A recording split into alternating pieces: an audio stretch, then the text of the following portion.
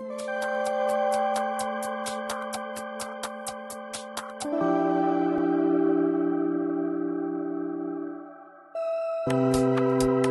à cette webconférence qui s'annonce très riche pour discuter du rapport Portrait d'une infodémie, retour sur la première vague de COVID-19 et beaucoup plus. Ce rapport a été produit dans le cadre des travaux de l'Observatoire international sur les impacts sociétaux de l'IA et du numérique, l'OVIA, sur les effets des systèmes d'intelligence artificielle et des outils numériques déployés pour lutter contre la propagation de la COVID-19 sur les sociétés, et par l'équipe dirigée par la professeure Colette Brun, co-responsable de l'axe Arts, Médias et Diversité culturelle de l'OVIA, et aussi directrice du Centre d'études sur les médias. Nous avons avec nous aujourd'hui la professeure Brun qui va présenter le rapport avec Jennifer Thibotou, étudiante à la maîtrise en communication publique, et Julie Gramarcia, auxiliaire d'enseignement de 3e cycle du département d'information et de communication. Mais aussi, nous sommes très heureux d'accueillir Jeff Yates, journaliste à l'émission Les Décrypteurs à Radio-Canada. Moi, c'est Nadia Nafi, je suis professeure adjointe à la Faculté des sciences de l'éducation à l'Université Laval, titulaire d'une chaire de leadership en enseignement sur les pratiques pédagogiques innovantes en contexte numérique et puis membre de l'axe éducation et capacitation de l'OVIA. Et c'est avec le plus grand plaisir que je vais animer la discussion et transmettre vos questions à nos panélistes. Nous allons avoir des périodes de questions intégrées aux discussions, alors il ne faut surtout pas hésiter de nous partager vos questions dans le Q&A. Le clavardage est désactivé. Donc, c'est vraiment à travers les Q&A que vous allez pouvoir partager vos questions que je vais passer à nos panélistes. Donc, sans plus tarder, je donne la parole à Colette pour la présentation du rapport. Bonjour et merci beaucoup Nadia pour cette présentation. Alors, c'est un grand plaisir pour moi aussi de vous présenter quelques résultats de ce rapport, mais surtout d'amorcer une discussion avec vous sur les enjeux qui ont été déjà abordés lors de cette première vague et que nous continuons à observer aujourd'hui. Alors, je vais tout de suite partager la présentation avec vous. J'espère que ça fonctionne. Voilà. Est-ce que Julie, ça fonctionne? Parfait. Oui, très bien. Donc, nous avons ici, nous n'avons pas avec nous aujourd'hui Frédéric Durand, qui a terminé sa maîtrise en études internationales, qui était un des principaux rédacteurs du rapport, donc qui a contribué à ce travail. Donc, on le salue.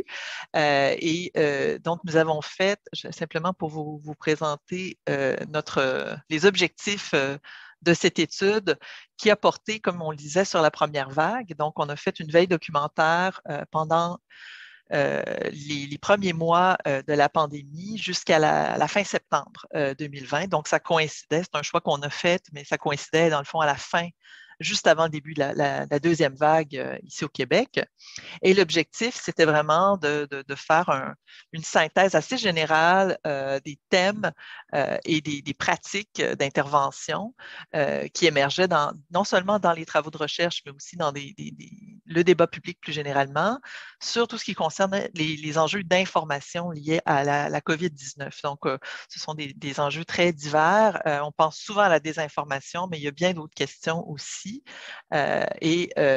Simplement quelques chiffres pour nous mettre en contexte. Hein. On parle beaucoup des médias sociaux, du rôle des médias sociaux dans la propagation d'informations erronées ou problématiques.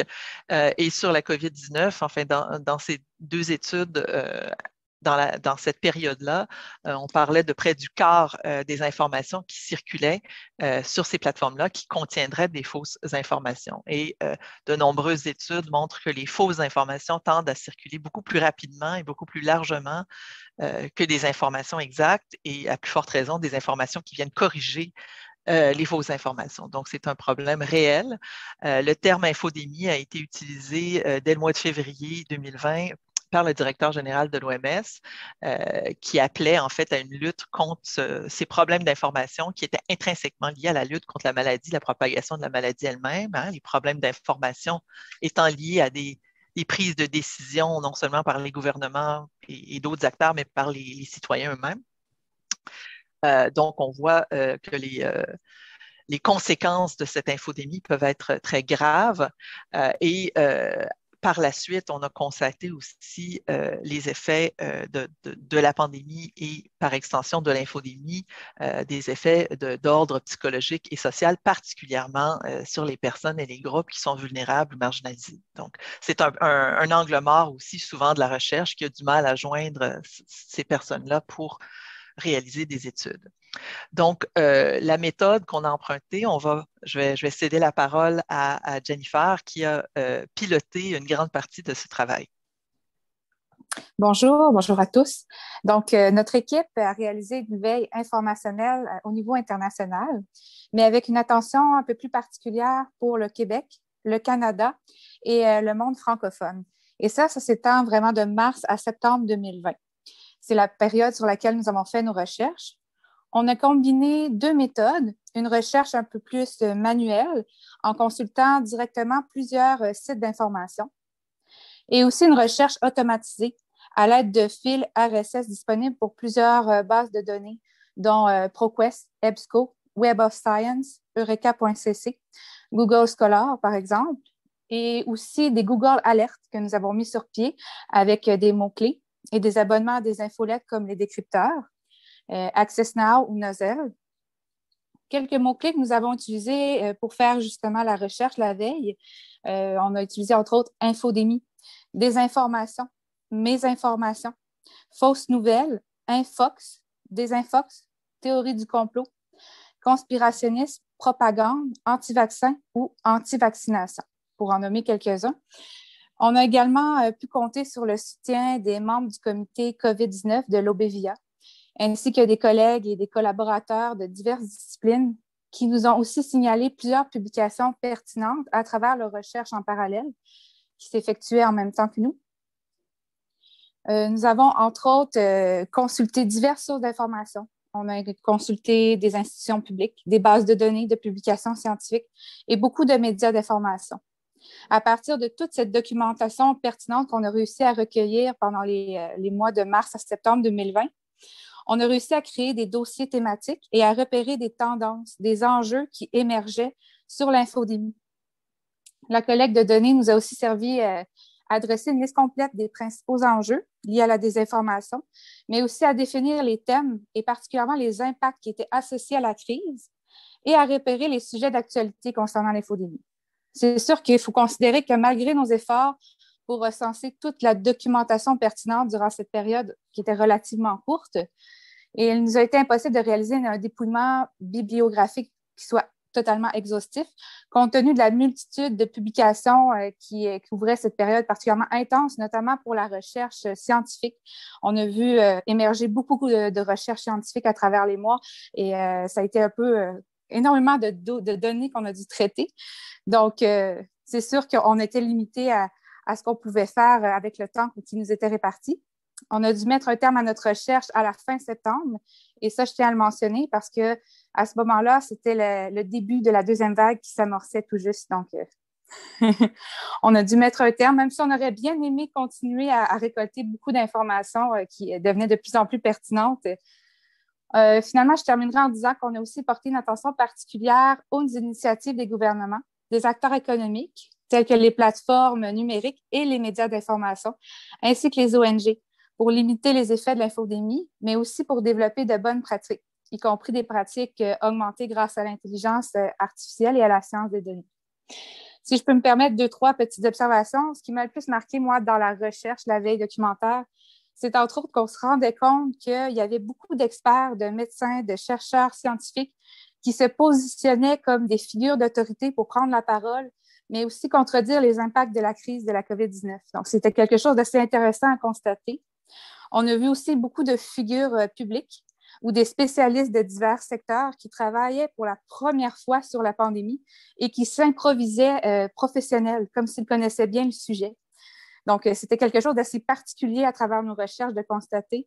Les débats sur le déconfinement, sur les interventions des médecins aussi, sur les réseaux sociaux, c'était vraiment quelque chose qu'on a constaté de voir des professionnels de la santé qui partageaient leur opinion et qui partageaient des publications sur Twitter, sur Facebook, alors que c'est quelque chose d'habitude qu'on fait au niveau de la science et au niveau de la recherche plus poussée.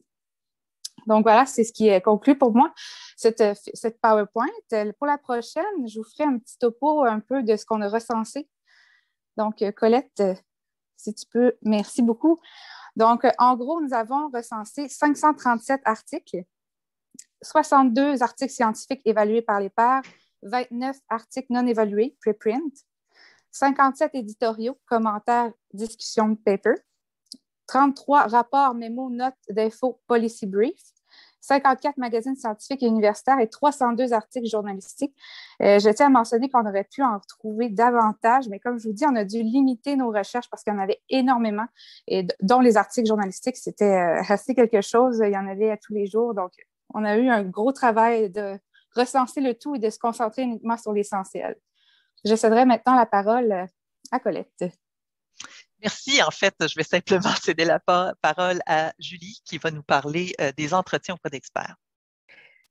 Merci beaucoup.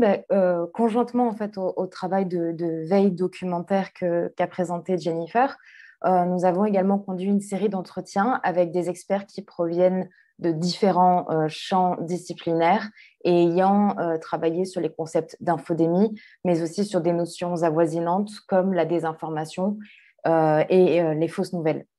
Donc, à l'instar de la veille informationnelle, ces entrevues ont eu lieu à la fin du premier confinement en vigueur au Québec, c'est-à-dire au courant de l'été 2020, sur une période allant approximativement du début du mois de juin à la à la mi-septembre. Chaque entrevue a en moyenne duré une très grosse heure, la plus petite entrevue durant 30 minutes et la plus grande allant au-delà de 2 heures. Évidemment, étant donné le contexte de pandémie, au niveau de la structure des entrevues, celles-ci ont toutes été réalisées à distance sur Zoom ou d'autres logiciels de visiophonie. Donc, en termes de détails, on a choisi à un moment donné d'exclure partiellement des informations qu'on avait obtenues dans une des entrevues, tout simplement parce que la personne interviewée, en définitive, s'avérait avoir un domaine d'expertise extrêmement technique qui concernait moins les questions des fausses nouvelles. Du point de vue de la structure des questionnaires qu'on a mis en place, étant donné les différences intrinsèques à toutes les expertises des différentes personnes interviewées, nous avons adapté les différentes questions de notre questionnaire en fonction des domaines d'activité des experts, de façon à circonscrire pleinement leur champ d'action dans la notion d'infodémie et dans le contexte de pandémie actuelle. On a articulé ces questionnaires autour de 2 axes de recherche qui étaient subdivisés en plusieurs questions. En définitive, l'objectif poursuivi dans la réalisation de ces entretiens a été vraiment d'apporter un éclairage complémentaire à tous les résultats qu'on avait obtenus dans la veille informationnelle. De fait, on a essayé de circonscrire le plus finement possible les possibles enjeux, les thématiques, mais aussi les initiatives. On parlait tout à l'heure des initiatives gouvernementales, c'en est un exemple, qui ont été en lien avec l'infodémie dans la pandémie de Covid-19 au Québec et au Canada pour l'année 2020. Au niveau du choix des experts, ce choix s'est fait de façon à circonscrire encore une fois l'infodémie dans une perspective infocommunicationnelle, mais également dans sa réalité sociale, scientifique et politique. On pourrait dire quelque part plus pratico-pratique. Pour cette raison, nous avons choisi de parler, d'échanger avec des experts qui venaient vraiment d'horizons extrêmement variés, comme vous pouvez le voir sur le PowerPoint. En termes de ce qui est ressorti de ces entretiens, je mettrai l'accent très rapidement sur la question des définitions. Un des enjeux majeurs a été donc la nécessité de bien comprendre, de bien distinguer donc les différentes définitions des concepts qui s'affichent à l'écran. Il y a une nécessité absolue de bien les distinguer, de bien savoir faire la différence entre elles, car même dans la littérature, on a observé que ces différentes définitions étaient souvent employées de manière synonymique ou alors avaient une dimension extrêmement polysémique. Conséquemment, en nous appuyant sur la littérature et sur les propos des experts, on vous a soumis, on a regrouper, en s'appuyant donc sur la littérature, les définitions suivantes. En conclusion, ce qui ressort des entretiens vis-à-vis de la qualité de l'information durant la pandémie et l'importance de bien considérer pardon, je m'en vais sur la fin, je reviendrai sur ce point-là un peu plus tard. Mais il y a énormément d'éléments qui sont sortis des entretiens et sur les aspects sur lesquels j'aborderai tout à l'heure, ce qu'il faut retenir principalement, c'est l'importance, encore une fois, de bien distinguer les termes qui sont employés tant dans la littérature scientifique que dans les médias qui se rapportent à l'infodémie. Donc, les définitions que vous retrouvez à l'écran sont bien sûr développées de manière plus détaillée dans le rapport. On ne va pas s'attarder à ça pour laisser plus de temps à l'échange, mais c'est vrai que c'est des distinctions qui qu'on retrouvait déjà dans la littérature depuis 2016. 2016, l'année du Brexit et de l'élection de Donald Trump, qui a vraiment éveillé les consciences et qui a lancé un chantier énorme de travaux sur ce qu'on appelle les fake news. Donc, les définitions de plusieurs de ces termes-là faisaient déjà l'objet de travaux avant. C'est pour ça que vous voyez des publications d'avant 2020. À cela s'est ajouté, bien sûr, le fameux concept d'infodémie qui recouvre à la fois les problèmes de désinformation, tous les problèmes liés à l'environnement numérique, mais aussi la surcharge et l'incertitude des informations liées à une crise sanitaire qui engendre par ailleurs une anxiété et une fragilité, on pourrait dire, psychologique et sociale qui crée un terrain en quelque sorte propice aux problèmes d'information. Donc, en ce qui concerne les sources, en fait, on a fait une espèce de cartographie ou de panorama des acteurs de l'infodémie avec en commençant par les sources et les relais, parce que parfois c'est difficile de retracer la source d'origine d'une information erronée, mais il y a des travaux qui viennent un peu catégoriser ces différents types d'acteurs. Et c'est important aussi de souligner que tout ce qu'on appelle aujourd'hui le complotisme, le conspirationnisme, ça vient réactiver des scénarios qui étaient déjà présents dans l'environnement numérique et dans certains mouvements, dans certains groupes, et ça crée en quelque sorte des accointances ou des convergences entre groupes qui n'avaient pas grand-chose à voir les uns avec les autres. On pense aux anti-vaccins, aux groupes d'extrême droite, aux survivalistes et la fameuse nébuleuse QAnon dont notre invité Jeff Yates est plus spécialiste que nous. Et s'ajoute à ça, bien sûr, des États qui ont des stratégies de ce qu'on appelle la guerre de l'information qui viennent brouiller aussi les cartes. Mais il faut faire attention, je pense aussi, de ne pas pointer du doigt quelques acteurs individuels. C'est un phénomène beaucoup plus large et auquel on contribue aussi d'autres acteurs. Alors, les principaux acteurs auxquels on s'est consacré, ou en fait qui revenaient beaucoup dans la littérature, c'est des acteurs qui sont censés être les bons dans l'infodémie, qui luttent contre ce problème, mais qui sont aussi confrontés à des défis de manière distincte. En ce qui concerne les scientifiques et les experts, Jennifer, vous en avez parlé déjà un peu, donc il y avait ce défi de la prolifération des publications, y compris des travaux qui étaient publiés, les fameux preprints sans évaluation, qui ont beaucoup contribué à faire avancer les connaissances sur la pandémie, sur la maladie, mais aussi des travaux disons, de qualité plus incertaine, y compris de gens qui n'étaient pas nécessairement des spécialistes des coronavirus ou des maladies infectieuses ou de l'épidémiologie, par exemple. Donc, il y a beaucoup de bruit, si on veut, qui est généré par ça. Le fait que ces textes soient accessibles gratuitement font en sorte qu'ils deviennent mobilisables par soit des groupes malveillants ou par des citoyens qui ne sont pas nécessairement formés pour les comprendre, y compris, on pourrait dire, des journalistes.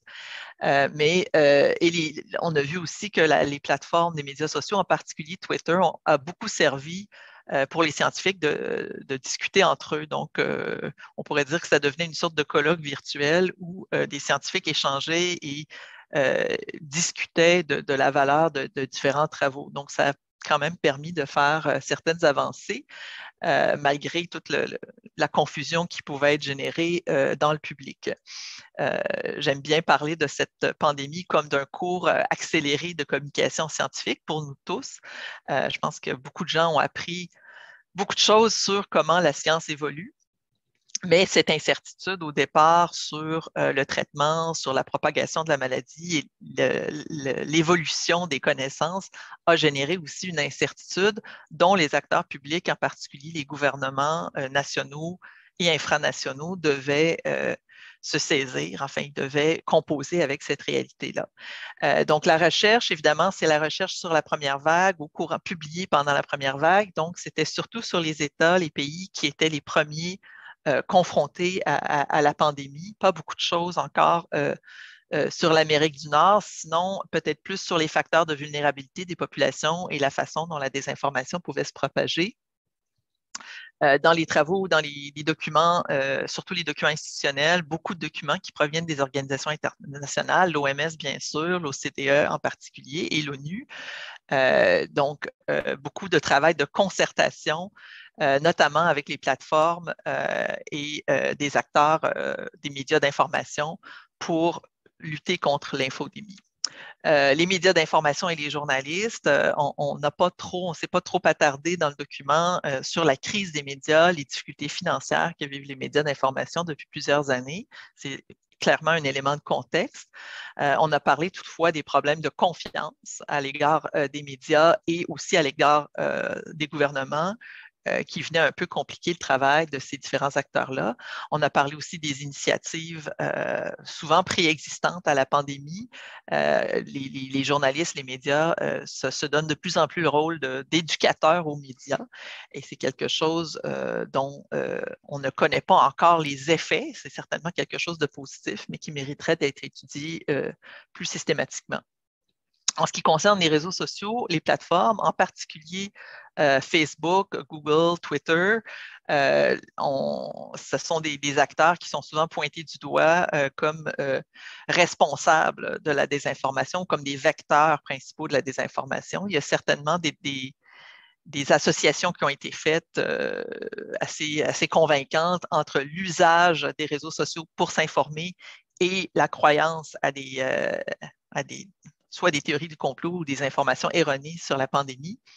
Mais on a vu aussi que ces entreprises-là se sont mobilisées assez rapidement pour intervenir, contrairement à ce qu'elles feront, à ce qui se passe par exemple lors d'élections où elles sont très, très hésitantes à venir contrôler les contenus. Donc, elles ont mis de l'avant beaucoup les contenus des autorités de santé publique et des sources officielles. Et même, à un certain moment, ont fermé des comptes, mais ça, c'était après notre période d'analyse. Les acteurs de l'éducation aux médias et à l'information, alors ça, ce sont beaucoup des ONG, les milieux scolaires, les milieux des bibliothèques. Ce sont en quelque sorte les parents pauvres de l'infodémie parce qu'ils sont très actifs dans les interventions, mais on n'en parle à peu près pas dans la recherche. Même chose d'ailleurs pour les autorités de santé publique. Ça peut être surprenant en termes de communication. On n'a pas trouvé beaucoup de choses dans notre recension et les gouvernements infranationaux et locaux. C'était beaucoup sur les gouvernements nationaux qui donnaient le ton, mais quand on pense à un pays comme le Canada, comme la situation au Québec, on comprend que le gouvernement provincial et même les autorités locales ont un rôle très, très important à jouer en matière de communication et ça, c'est pas beaucoup ressorti dans la documentation. Donc, avant de moi-même conclure, je vais permettre à Julie de dire quelques mots sur les éléments qui sont ressortis des entretiens. Oui, je me suis un petit peu spoilée tout à l'heure à ce niveau-là. Donc, un des éléments qui ressort principalement des entretiens sur ces sujets-là, c'est l'importance des questions liées à la qualité de l'information durant la pandémie et l'importance pour appréhender ces questions de qualité de l'information, de considérer systématiquement le contexte d'urgence dans lequel a été diffusée cette information et contexte qui est caractérisé par une temporalité extrêmement particulière. Celle-ci invite, oblige même à des prises de décision politiques rapides, pas toujours bien maîtrisées, et qui vont évidemment entraîner des réactions de la part de l'ensemble des médias. Il est donc nécessaire d'articuler cette temporalité particulière avec celle de la science, qui est beaucoup plus lente. Et cette considération est d'autant plus importante en ce qu'elle peut parfois aboutir à des erreurs ou à des transformations, surtout à des transformations plus que des erreurs d'ailleurs, dans l'information qui est donnée, et ceci en fonction des avancées de la science sur ces sujets. En d'autres mots, on pourrait dire qu'il faut garder à l'esprit, et comme l'avait souligné une des personnes que nous avons interrogées dans le cadre de ce rapport, que l'information d'aujourd'hui pourrait très bien devenir, en fonction des avancées de la science, la désinformation de demain. Voilà, c'était le petit mot de la fin. Merci, Julie. Donc, simplement pour conclure, comme Julie l'avait souligné, autant les publications qu'on a recensées que les interventions sur lesquelles elles portent sont des mesures qui ont été prises dans un contexte d'urgence qui mériteraient vraiment de faire un bilan plus systématique, et probablement qu'il faudra attendre la fin de la pandémie pour faire vraiment ce travail de manière plus exhaustive. On espère que ce premier bilan aura quand même permis de documenter une étape qui nous semble déjà bien lointaine parce qu'il s'est passé beaucoup de choses depuis. Je voudrais faire ressortir un élément qui a été dit très tôt dans la pandémie, mais qui, enfin, je pense, mérite d'être rappelé, c'est que quand on parle de communication du risque ou de communication dans une situation de crise sanitaire, il ne suffit pas de donner des bonnes informations, des informations rigoureuses scientifiques. Il faut aussi tenir compte des dispositions actives des publics qui sont anxieux, qui sont craintifs, qui sont en ce moment très, très fatigués et tannés de la pandémie. Donc, la communication doit tenir compte de ces réalités-là, du contexte de réception des gens, ce qui n'est pas simple, on en convient, mais il ne s'agit pas simplement d'inonder l'espace numérique avec des informations rigoureuses et factuelles, et certainement pas de prendre les gens qui ont ces croyances-là de haut. Je pense qu'il faut comprendre, faut faire preuve de beaucoup de sensibilité, de compassion. On voit dans certains cas, dans certaines populations, que, par exemple, la résistance au vaccin peut avoir des fondements historiques très, très légitimes. Hein. Il y avait un article hier dans le journal 24 heures sur les Québécois d'origine haïtienne qui ont encore en tête des souvenirs d'expériences médicales sur ces populations et qui ont une méfiance assez légitime à l'égard de certaines compagnies pharmaceutiques. Donc, il y a des éléments souvent qui nous échappent parce qu'on pense que simplement donnant la bonne information, l'information validée scientifiquement, que ça va suffire à convaincre les gens. Ce n'est pas toujours le cas. Comme on est à l'Obvia, je voulais soulever aussi que c'est un élément qui n'était pas beaucoup ressorti dans notre recension, que les solutions technologiques n'étaient pas tant que ça mises de l'avant, même s'il y en a qui ont été publiés par la suite.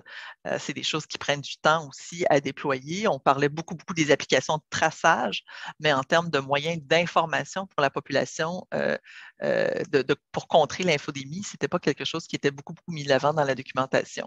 Et les acteurs sous-estimés, j'en ai déjà parlé, mais on pourra poursuivre cette discussion dans l'échange. Alors voilà qui met fin à notre présentation. Merci beaucoup, Colette, Jennifer et Julie, pour cette merveilleuse présentation. Moi, je suis passée à travers le rapport, et puis vous écoutez présenter la synthèse. Ça met en relief plusieurs points qui sont hyper importants. Donc, moi, tout d'abord, j'encourage l'audience, pour ceux qui n'ont pas encore eu la chance de passer à travers le rapport. Vous avez le lien dans le chat, donc dans le clavardage, vous avez le lien vers le rapport. Et puis aussi, il faut pas hésiter à nous envoyer vos questions. Déjà, j'ai 2 questions de l'audience, mais je vais commencer notre discussion et puis je vais faire passer les questions au fur et à mesure. Donc, toutes les questions vont passer. Ne vous inquiétez pas, assurez-vous de les ajouter dans la partie Q&A au bas de votre écran. Donc, ce qu'on va avoir, on va avoir 3 blocs de discussion. On va commencer par la première vague, donc un petit retour à la première vague pour suivre les résultats du rapport de Colette et de son équipe. Puis, on va avoir un deuxième bloc qui va se consacrer sur la deuxième et la troisième vague. Puis, on va discuter des solutions.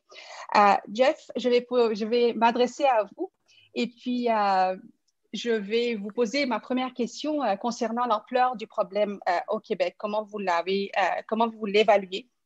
Et puis, n'hésitez surtout pas d'ajouter aussi des commentaires concernant la présentation qu'on vient d'écouter.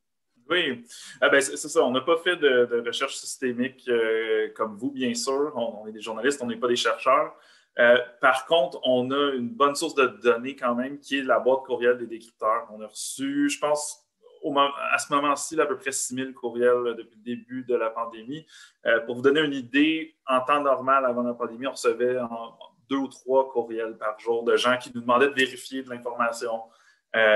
Et dès le 15 mars, c'est passé rapidement à au-dessus de 100 courriels par jour. Là, je pense que le maximum qu'on a atteint, c'est 120, 130 courriels par jour. Énormément de questions, surtout en début de pandémie. Ce que ça nous a permis de voir aussi, c'est de voir les tendances dans la sorte de désinformation qui circulait, que les gens voyaient, puis qui provoquait des questionnements chez la population. Par exemple, en début de pandémie, quand le virus était toujours juste en Chine, il n'était pas encore arrivé en Amérique du Nord, il y avait beaucoup de questions sur est-ce que c'est une arme biologique, est-ce que ça a été créé dans un laboratoire, etc. Ensuite, quand les restrictions sanitaires ont commencé à arriver, ben là, c'était plus, est-ce que c'est vraiment un virus? Est-ce que c'est vraiment une maladie? On a eu beaucoup de questions sur la 5G, par exemple.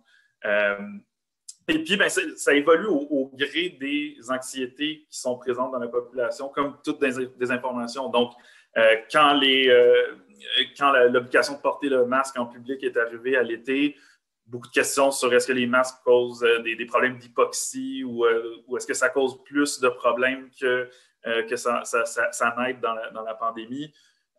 Et ça suit, dans le fond, les anxiétés qui sont déjà présentes. Donc, une chose que je fais souvent remarquer, c'est que si vous m'aviez posé la question il y a 2 ans, c'est quoi le gros sujet des informations, ça aurait été, je vous aurais dit l'immigration. Donc, c'était souvent un problème, un élément qui revenait souvent dans la désinformation qu'on voyait, c'est toutes les questions d'immigration, de réfugiés, toutes ces questions-là, ça revenait extrêmement souvent. Puis depuis le début de la pandémie, j'en vois plus, ou presque plus. C'est vraiment toute la désinformation qu'on voit ou presque, c'est vraiment centré sur la pandémie. Donc, ça nous en dit beaucoup sur les mécanismes derrière la désinformation, à savoir que, en quelque sorte, c'est étrange à dire, mais ça répond à un besoin. Donc, les gens veulent parler d'enjeux qui les inquiètent. Puis, une façon de le communiquer, c'est de partager cette désinformation-là, assez étrangement. Et donc, ça pose toutes sortes de questions sur qu'est-ce qu'on doit faire pour contrer la désinformation quand ça provient d'enjeux qui sont beaucoup plus profonds. Donc, souvent, quand tu dis aux gens, l'article que tu as partagé, il est faux, la réaction que tu vas avoir, c'est « Ouais, OK, peut-être que l'article est faux, mais la réalité sous-jacente, elle est vraie. » Donc, supposons que, par exemple, une des fausses nouvelles qui a beaucoup circulé en début de pandémie, c'est que le coronavirus, il y avait un brevet que l'Institut Pasteur à Paris avait breveté le coronavirus en 2003, et donc il y avait la preuve que le virus avait été inventé en laboratoire. Quand on dit aux gens, regardez, c'est pas vrai, le brevet en question, c'est pas le même coronavirus et ça n'a aucun rapport avec la pandémie. Ce qu'on disait, c'est que ouais, mais les compagnies pharmaceutiques sont croches, ils sont corrompus, ont fait toutes sortes de choses qui ne sont pas bonnes pour la société. On peut penser à la crise des opioïdes aux États-Unis. Bref, cette désinformation-là ne sort pas de nulle part. C'est ce que je voulais dire, c'est que ça répond en quelque sorte à des anxiétés qui sont déjà là. Puis, l'infodémie, ça sort en quelque sorte d'une situation, je pense, qui est absolument du jamais vu, dans le sens que la planète entière est jetée dans une situation de crise tout en même temps, et ça a juste causé un désordre de l'information massif, qui est causé en partie par le fait que la population entière de la planète qui a sa vie complètement chamboulée d'un jour à l'autre. Puis aussi, on parlait tantôt du fait les vraies nouvelles d'aujourd'hui peuvent devenir des informations de l'avenir. Un cas classique de ça, bon, au début de pandémie, je pense que les autorités ne savaient pas trop où est-ce qu'ils s'en allaient. Il y avait beaucoup de va-et-vient dans les politiques publiques. Puis un exemple de ça, il y a une vidéo de Horacio Arruda qui dit, bon, portez pas de masque, ça ne sert à rien de porter un masque, etc. C'était peut-être l'état des connaissances à l'époque, mais cette vidéo-là circule encore aujourd'hui. Puis là, quand le gouvernement dit aux gens de porter un masque, bien là, on leur met en pleine face cette vidéo-là en disant, bien, vous avez dit le contraire il y a à peine un an. Donc, il y a quand même, comme on l'a dit plus tôt, la science évolue beaucoup moins rapidement que l'actualité, puis il y a ce danger-là, en fait, que l'actualité d'aujourd'hui serve à désinformer dans l'avenir, puis on le voit déjà, ça. C'est hyper intéressant ce que vous venez de dire. Et puis, je m'arrête un peu sur ce que vous avez remarqué comme concernant la désinformation qui avant était plutôt immigration. Et puis là, maintenant, on n'entend presque pas dessus. Je travaillais sur la désinformation à l'arrivée des réfugiés syriens. Et puis, c'était vraiment très haut, beaucoup de bruit autour. Et puis, vraiment, il y avait la xénophobie contre un certain groupe. Et puis là, avec l'infodémie, c'est comme la xénophobie s'est transportée vers un autre groupe de personnes pour dire que le virus vient de cet endroit-là, de la Terre. Donc, c'est vraiment comme c'est une transition de désinformation qui se propage d'une façon qui est vraiment inquiétante. Avant que je passe à ma deuxième question, je vais passer les questions qui ont été posées par notre audience. Donc, la première question est de Philippe de Grosbois à Colette, Julie et puis Jennifer. Sentez-vous à l'aise, la personne qui veut répondre. Donc, il dit « Bonjour, je remarque que lorsqu'il est question des médias d'information dans la situation actuelle, on les présente presque exclusivement comme des remparts fragiles contre la désinformation. Or, des critiques de plus en plus vigoureuses sont amenées à l'égard de radios d'opinion qui ont invité des conspirationnistes à plusieurs reprises et de la nébuleuse québécoise à qui on rapproche la faible éthique journalistique notamment, mais pas seulement de ses chroniqueurs. Tenez-vous compte de ces distinctions au sein des médias d'information et sinon pourquoi? Merci. Ben, je pense que je peux répondre à ça. Alors, c'est sûr que dans la recension qu'on a faite, il n'y avait pas encore de travaux ou peu de publications. Je ne sais pas, Jennifer pourra peut-être me corriger dans la recension des contenus médiatiques, des articles parce que de mémoire, déjà à l'été 2020, il était question de la place qu'on faisait aux voix conspirationnistes à l'antenne, notamment de la radio de Radio X, de manière très, disons, complaisante, ou en tout cas pas vraiment critique. Et déjà, en leur donnant une tribune, ça donnait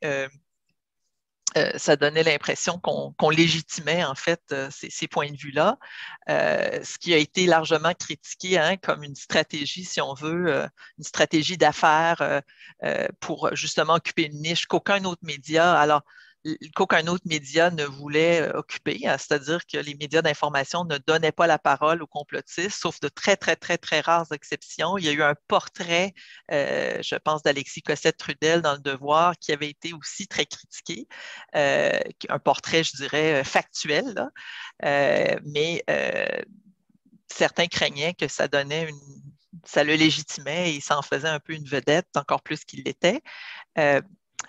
Par contre, le cas des radios de Radio X, là, il faut dire, là, en particulier, est particulièrement problématique, mais c'est sorti vraiment vers la fin de la période de notre collecte.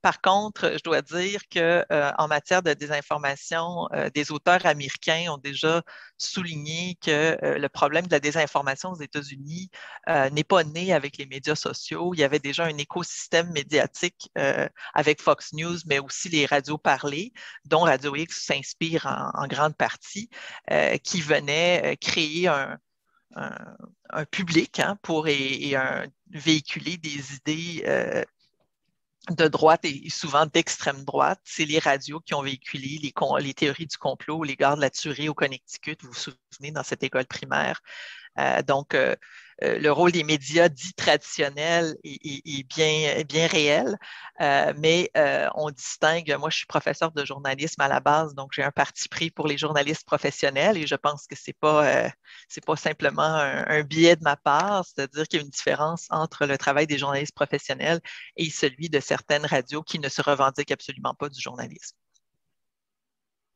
Et de manière générale, je dirais, pour enchaîner peut-être sur la question de mon collègue Alain Saunier,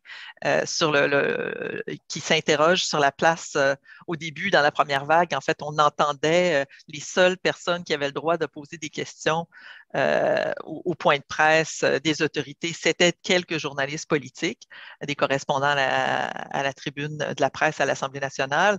Et est-ce qu'on aurait dû faire un peu plus de place à des journalistes scientifiques ou spécialisés en santé, qui sont assez peu nombreux, surtout les journalistes spécialisés en santé au Québec, hein? Certainement, c'est un angle mort, mais je tiens quand même à souligner, puis je pense que les experts l'ont souligné dans les entretiens, l'excellent travail que les journalistes ont fait au Québec et la cohorte de journalistes scientifiques qu'on a au Québec. On peut trouver qu'ils ne sont pas assez nombreux, mais ils font un travail vraiment exceptionnel. Aussi, bien sûr, le travail des vérificateurs, des journalistes fact-checkers comme Jeff Yates. Super, merci, parce que j'allais lire la question. J'en ai profité pour les combiner en une. Super, super. Donc, je vais passer à ma deuxième question concernant les aspects les plus difficiles à contrer, d'après vous, Jeff, de l'infodémie. Quels sont les aspects les plus difficiles et puis ceux sur lesquels on a plus d'emprise? Oh, c'est une grosse question, ça.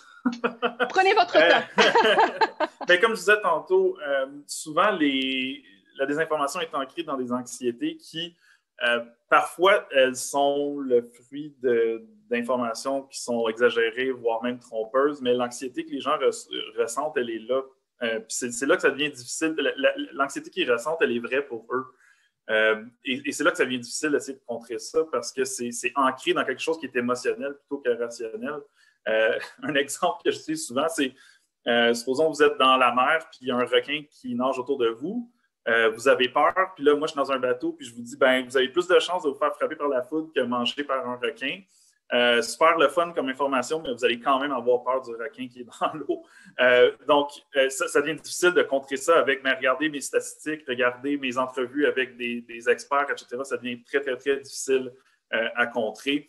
Moi, ce qui m'inquiète beaucoup, puis ça, c'est dans les enjeux qui sont présents en ce moment, mais qui vont être, je pense, importants dans les années à venir, c'est le mainstreaming des courants conspirationnistes dans le cadre de la pandémie. Donc, parce que des gens avaient beaucoup d'anxiété en lien avec la pandémie, des anxiétés totalement justifiées. Tout le monde en a ressenti là, des anxiétés par rapport à la pandémie. Des gens sont partis à la recherche de questions, se sont retrouvés dans des groupes Facebook où ils ont été exposés à des théories de plus en plus extrêmes. Le meilleur exemple de ça, on en parlait tantôt, de la conspiration QAnon, qui est quand même quelque chose qui était très niché jusqu'à très récemment. Là. Ça vivait sur des forums anonymes sur le web.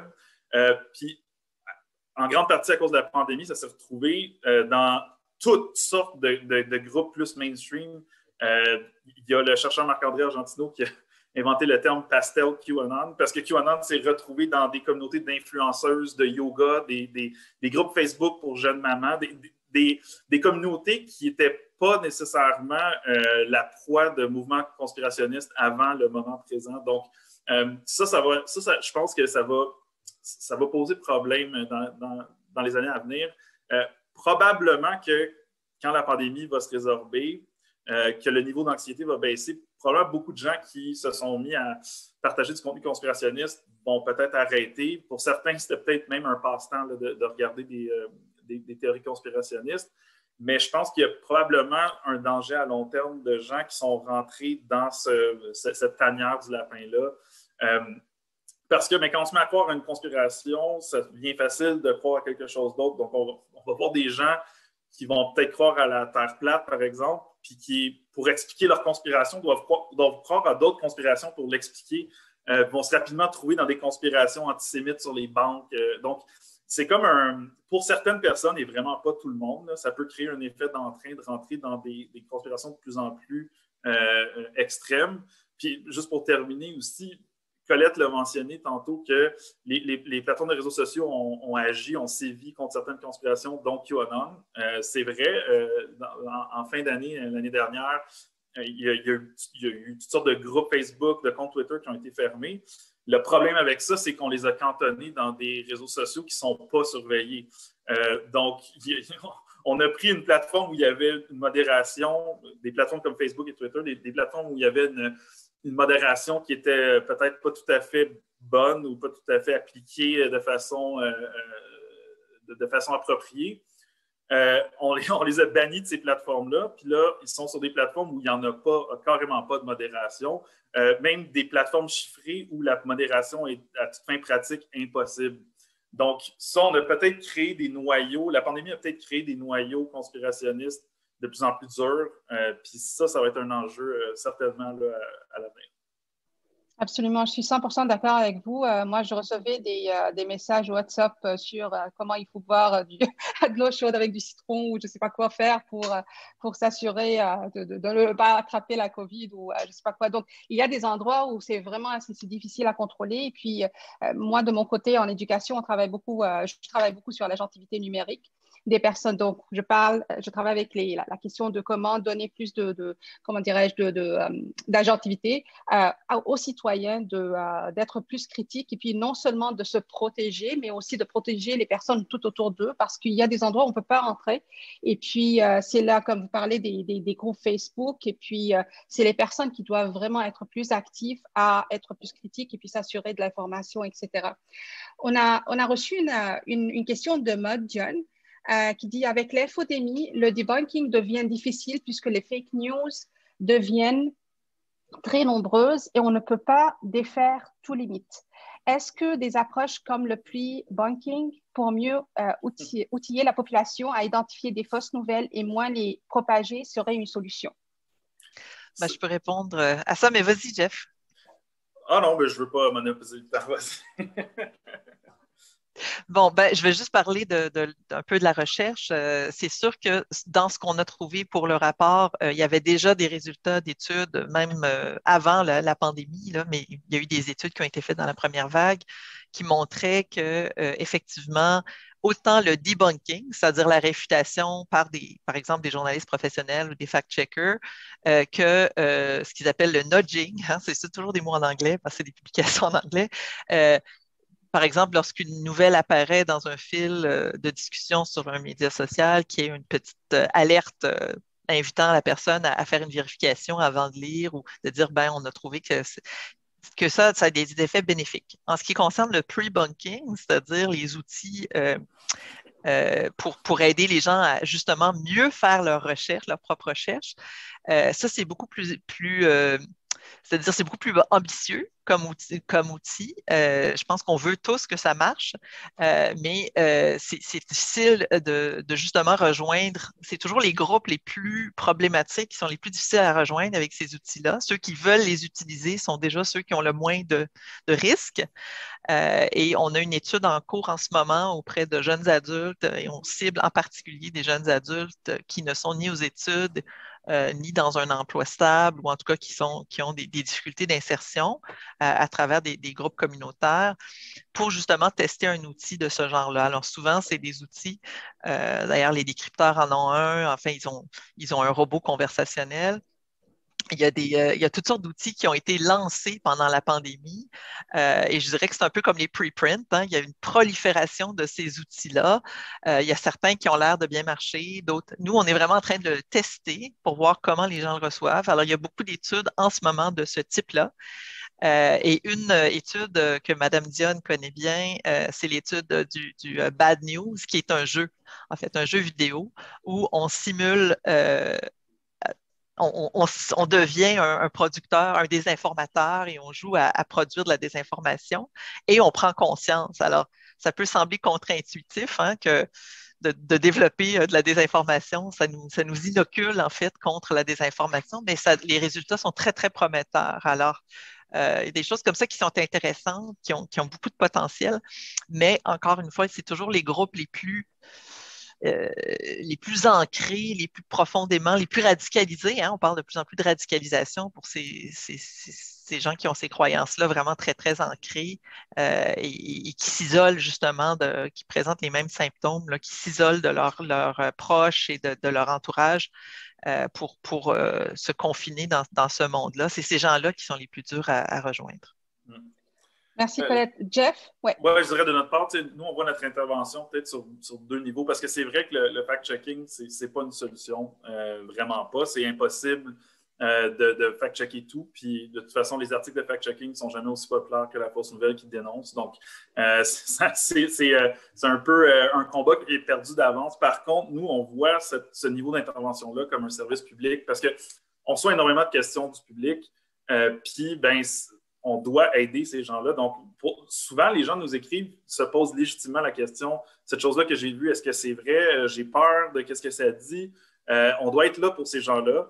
On doit être là pour être dans les résultats de recherche Google, par exemple. Quand quelqu'un effectue une recherche à propos d'un sujet qui porte à confusion, il faut être là dans les sujets de recherche pour que les gens aient au moins une source fiable à pouvoir consulter.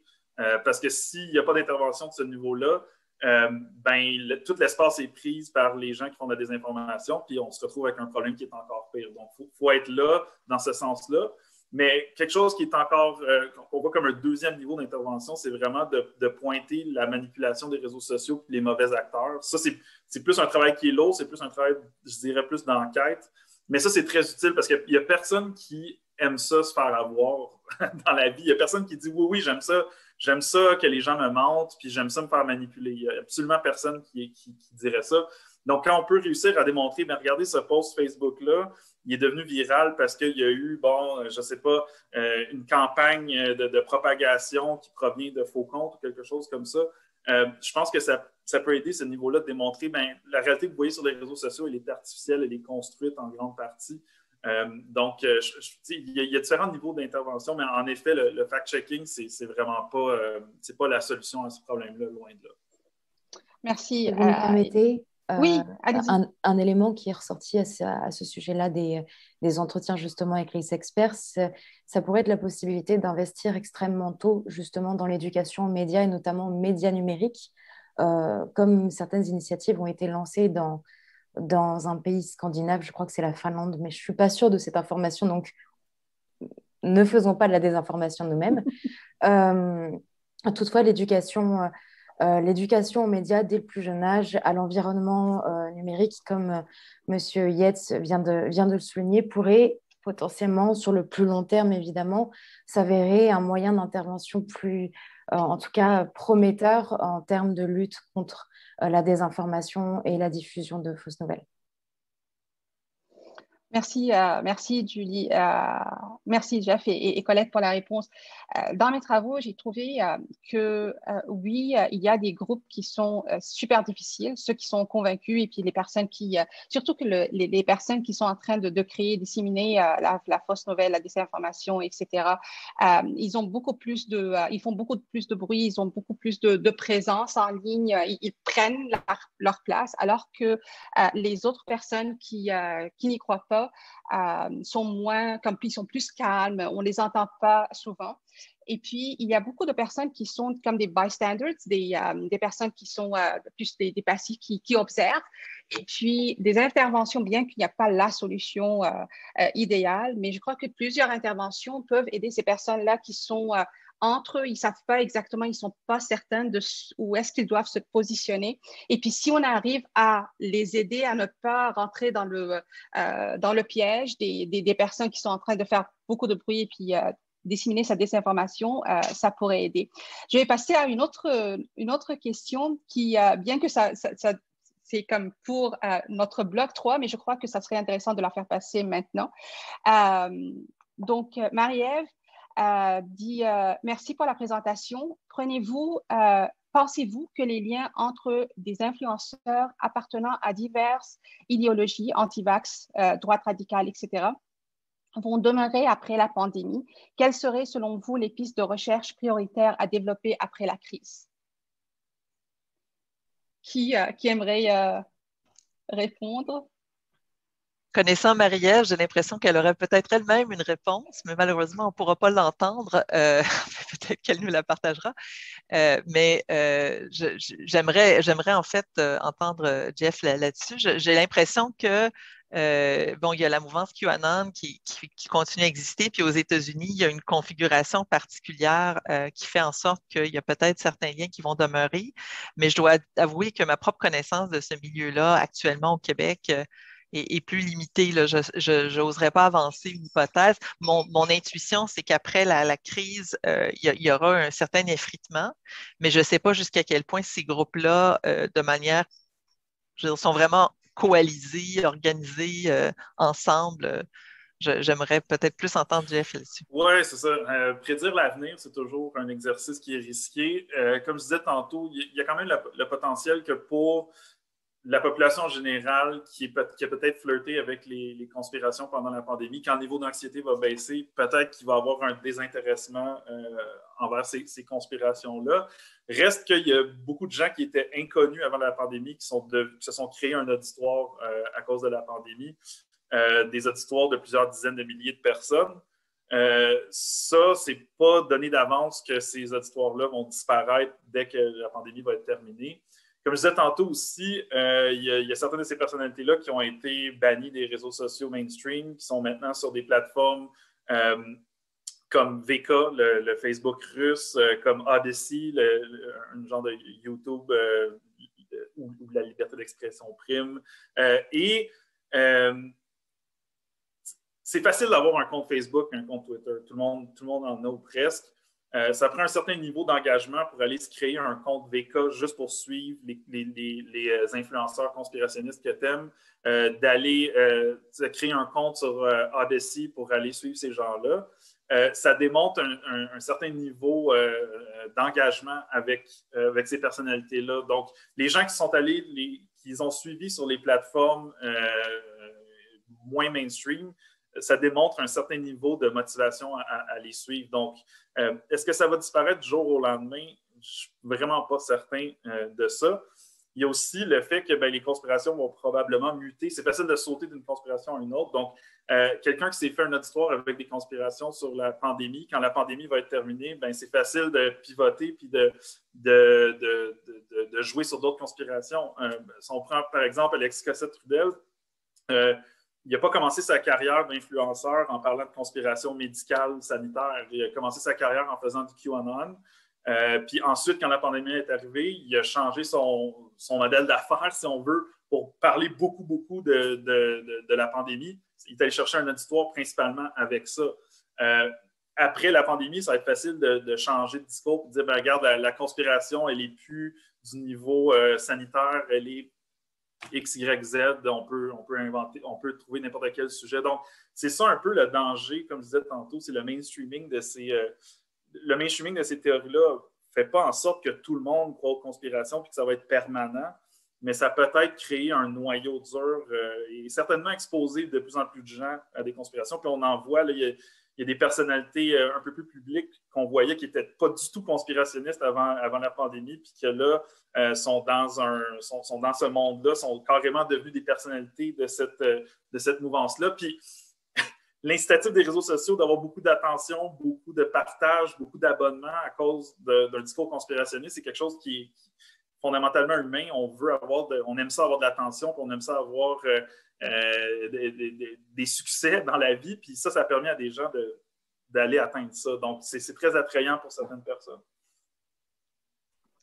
Absolument. Si on va passer à notre deuxième bloc de questions, et puis on veut parler de la deuxième et de la troisième vague, et puis comment les choses ont évolué, comment l'infodémie a évolué, puis quels sont les problèmes qui ont émergé. Colette, je sais que le rapport s'est arrêté à un moment donné, mais d'après, c'est sûr que vous êtes encore en train de suivre tout ça. Alors, quelles sont vos remarques concernant ce qu'on est en train de vivre présentement? Et puis l'évolution.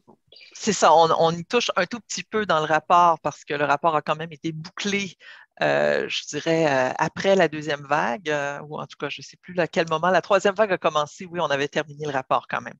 Mais Oui, ben c'est sûr que ce qui s'ajoute, en fait, il y a beaucoup de choses qui ont évolué. Il y a du savoir là, sur la maladie qui s'est installé. Il y a la bonne nouvelle de la vaccination, mais bien sûr, la vaccination, ça suscite d'autres types d'anxiété.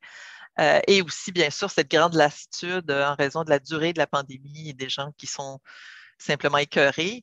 Je tiens quand même à distinguer le questionnement critique et même un certain questionnement qui peut être naïf, pourquoi pas, à l'égard des faits concernant la pandémie, les interventions gouvernementales et autres. Ça, c'est pas de la désinformation, c'est pas un problème en soi. C'est normal que les gens se posent des questions, soient inquiets, soient même critiques. Et souvent, on a un peu escamoté ça en disant ben, tout ça, c'est du complotisme, ce qui n'aide pas, hein, ça contribue pas à améliorer la situation. Donc, d'une part, le problème n'a pas disparu et je pense qu'on n'a pas vraiment retenu les leçons de la première vague parce qu'on n'a pas eu le temps. On a tout de suite enchaîné enfin, on a eu à peine des vacances cet été, l'été dernier. Et donc, j'ai l'impression qu'on a déjà oublié un peu les leçons de la première vague. Et on est confronté à d'autres problèmes.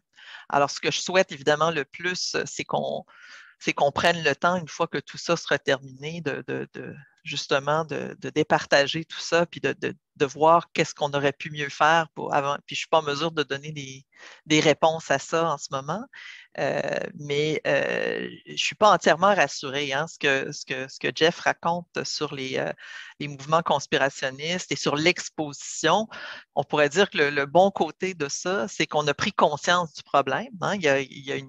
On dit en journaliste que la lumière est le meilleur désinfectant, donc c'est une bonne chose que la population soit au courant de ces problèmes-là, mais en même temps, le revers de ça, c'est que ça peut attirer des gens dans les filets du conspirationnisme.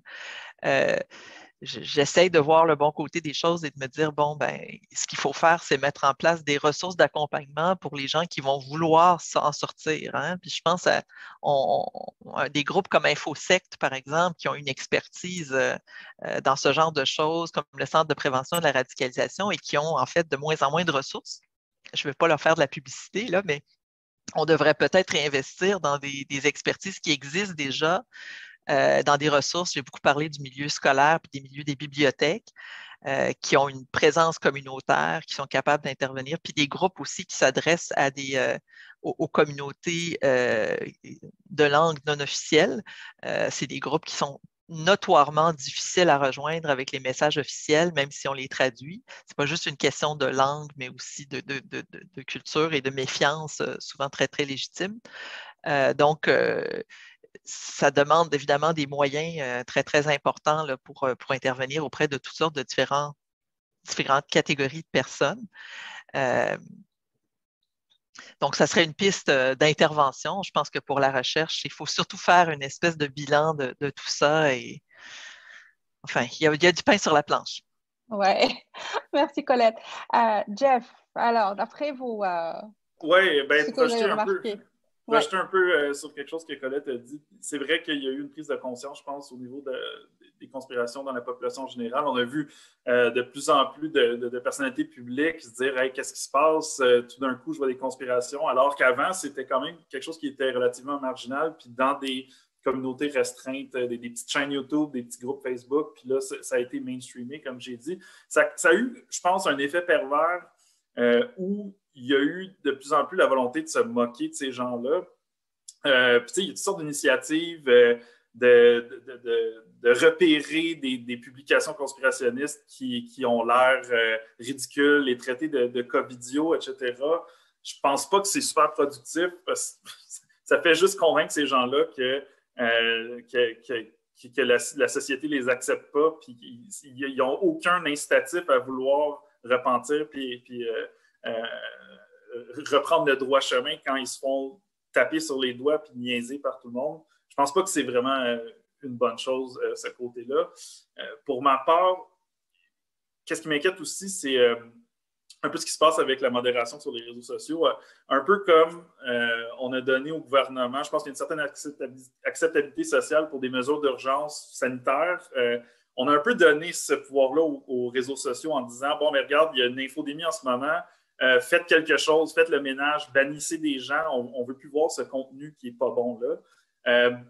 Je pense que c'est peut-être une pente qui est glissante. C'est certain qu'on ne veut pas des réseaux sociaux qui n'ont absolument aucune modération, puis les plateformes sont quand même responsables de beaucoup de choses qui se passent, mais ce pouvoir-là qu'on est en train de leur donner pour quelque chose qui est bon, la lutte à l'infodémie, c'est un pouvoir qui peut être utilisé à mauvais escient. Puis on le voit déjà, par exemple, ils ont créé un précédent en bannissant le président Trump de Twitter, par exemple.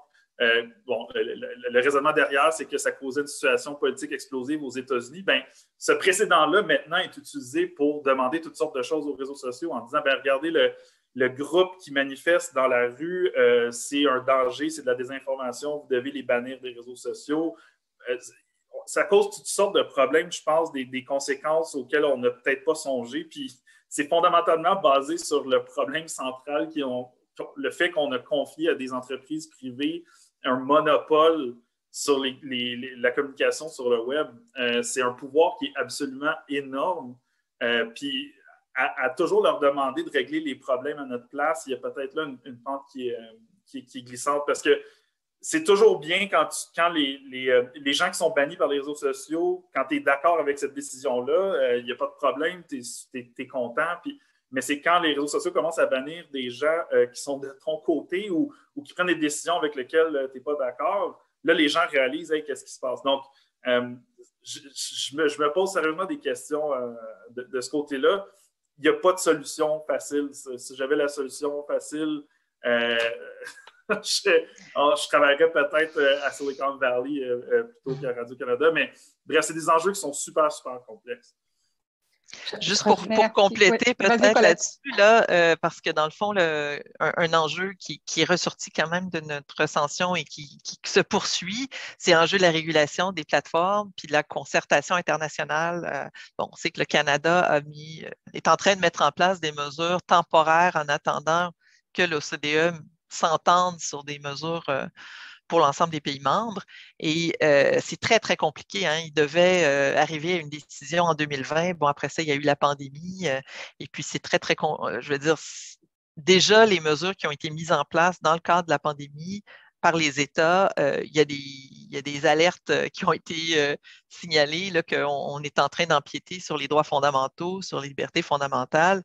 Donc, ils n'ont pas encore trouvé la bonne formule pour contrôler, si on veut. Il y a un problème de monopole, il y a un problème aussi que ces plateformes-là ne veulent pas adopter de politique éditoriale.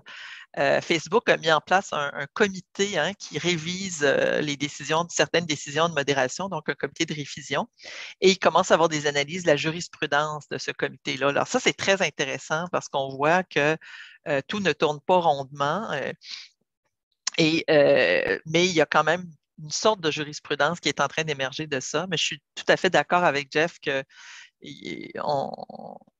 je veux dire, et même si on fermait Facebook, il y aurait autre chose qui apparaîtrait à sa place. Là, je veux dire, on ne remettra pas la pâte dentifrice dans le tube, comme on dit. Ce n'est pas quelque chose qui peut se régler facilement. Mais moi, je suis plutôt partisane, bien sûr, d'une intervention, d'une régulation par l'État et aussi de politiques de modération beaucoup plus transparentes et beaucoup plus rigoureuses. Et systématique, que ce ne soit pas du cas par cas, que ce ne soit pas, bon, il y a eu une attaque sur le Capitole, là, on va intervenir et on peut le faire parce que Trump a perdu ses élections et parce qu'il y a de la violence, mais de façon d'anticiper peut-être plus des cas de figure de manière plus large et que les règles soient connues de tous et les mêmes pour tous, finalement. On est loin de ça à l'instant. Il y a une question qui est passée que j'aimerais poser à Jeff de Camilla, parce que Colette, tu as abordé un peu la piste de recherche. Elle pose une question concernant du côté des journalistes, les grands enseignements de cette crise sanitaire. Quels seraient des changements majeurs en termes de pratiques professionnelles? Donc, quels étaient les grands enseignements? Et puis, quels sont les changements majeurs? Très, très bonne question. Excellente question. C'est vraiment, je pense que le milieu journalistique a vraiment un auto-examen à faire. D'une part, je pense que la couverture de la science dans les médias, ça a toujours été problématique. J'en ai parlé souvent, même lors d'interventions au Congrès des journalistes annuels. c'est souvent un problème parce que, comme on disait tantôt, la science évolue souvent plus lentement que l'actualité. Il y a une tendance pour les journalistes de traiter des études comme si c'était des éléments d'actualité, alors que souvent, ça prend plus de temps. Chaque fois qu'une nouvelle étude sort, ben, c'est un article, puis là, il y a une autre étude qui la contredit le lendemain, puis là, on donne l'impression que les scientifiques ne savent pas trop quoi penser, alors que c'est un processus. Donc, il y a des réflexions à avoir de ce côté-là, surtout dans un contexte de pandémie où il y avait une confusion totale au début de la pandémie, cachons-le pas. Ça causait un problème. Je pense aussi au niveau de la profession journalistique, de traiter, là, je prêche un peu pour ma paroisse, là, mais de traiter la désinformation comme un sujet journalistique important et sérieux. Il faut avoir des journalistes qui savent comment traiter de ces enjeux-là, qui sont dans le terrain, qui connaissent les acteurs locaux sur les réseaux sociaux, qui savent comment reconnaître des tentatives de manipulation médiatique, par exemple. De savoir comment interviewer un conspirationniste, parce que ça se fait, il y a des façons de le faire qui sont possibles. C'est important aussi de connaître ce monde-là et de comprendre la réalité, mais il y a des façons de faire. Il y a des façons, comment couvrir des groupes extrémistes, par exemple. Chaque fois qu'on couvre un groupe conspirationniste extrémiste, ils gagnent parce qu'ils sont dans les médias, ils atteignent un public beaucoup plus large qu'ils pourraient selon leurs propres moyens. Donc, il faut vraiment se poser toutes sortes de questions, à savoir, ben, quand on couvre tel groupe, telle personnalité conspirationniste ou tel événement qui a été organisé, une manifestation, quelque chose, faut se poser des questions à savoir qu'est-ce qu'on est en train d'amplifier. Puis un mot d'ordre, souvent, ou un courant de pensée, c'est qu'il faut amplifier faut amplifier la manipulation ou les risques que ça engendre plutôt que d'amplifier les personnalités ou les groupes eux-mêmes. Donc, ça dépend tout le temps de la façon dont on cadre le reportage. Mais bref, super bonne question. Puis ça, je pense qu'on est rendu là en tant que profession de savoir, ben, ce problème-là de désinformation, clairement, il ne s'en ira pas. Puis je pense que malheureusement, je sais qu'il y a de moins en moins de ressources dans les salles de nouvelles.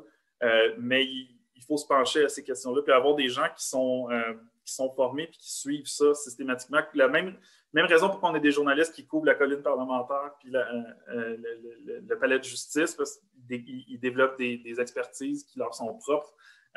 Même chose pour la désinformation. Moi, je ne serais pas capable de couvrir l'hôtel de ville parce que je ne suis pas là-dedans au jour le jour. Ben, c'est la même chose pour la désinformation. C'est une bonne idée d'avoir des journalistes qui couvrent ça. Surtout quand vous dites que la désinformation ne va pas partir. Alors aujourd'hui, on parle de la COVID, demain, on va parler d'autres choses et puis elle va toujours continuer. Vas-y, Colette.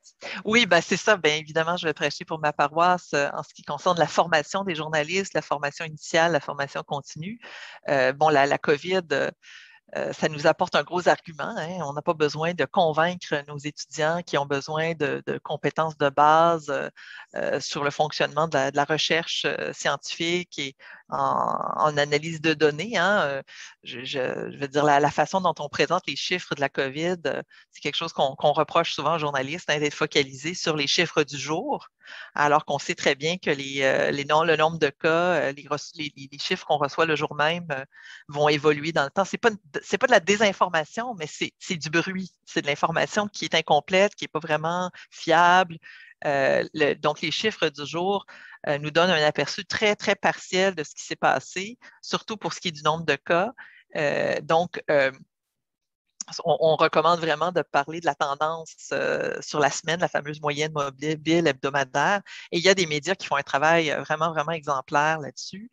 Je dirais que de manière générale, je n'ai pas vu de choses vraiment dramatiques dans le travail journalistique. Même certains chroniqueurs qui plutôt populistes ont été ont plutôt suivi. D'ailleurs, on a critiqué, certains trouvaient que les journalistes québécois étaient trop respectueux et pas assez critiques des mesures qui étaient mises en place. Mais c'est sûr que la question de la compétence, la capacité de reconnaître ce que c'est qu'une vraie expertise aussi, c'est pas parce que quelqu'un porte un sarrau, qu'il travaille dans un hôpital, que c'est un spécialiste de la COVID-19. Et puis bon, je pense qu'on a fini par comprendre que certains professionnels de la santé pouvaient avoir des inquiétudes qui étaient dans le fond les mêmes que celles des citoyens en général, sans être nécessairement des spécialistes. Et aussi ne pas contribuer à alarmer la population. Mais moi, mon analyse du travail des journalistes, elle est plutôt bonne et plutôt, je dirais, indulgente parce que j'ai vu, et d'ailleurs, on a fait état d'une étude qui a été faite sur l'état, je dirais, psychologique là, des journalistes qui ont vécu eux aussi un trauma pendant la pandémie. Les conditions de travail sont déjà difficiles et ne se sont certainement pas améliorées pendant la pandémie. Ça a été très difficile pour les journalistes de faire du terrain. Beaucoup de journalistes ont dû s'équiper eux-mêmes de matériel pour faire le travail à la maison à leurs frais. Alors, je dirais que je ne leur lance pas trop la pierre, là, mais c'est vrai qu'une pandémie comme ça, c'est un révélateur de tout ce qui est fragile dans une société.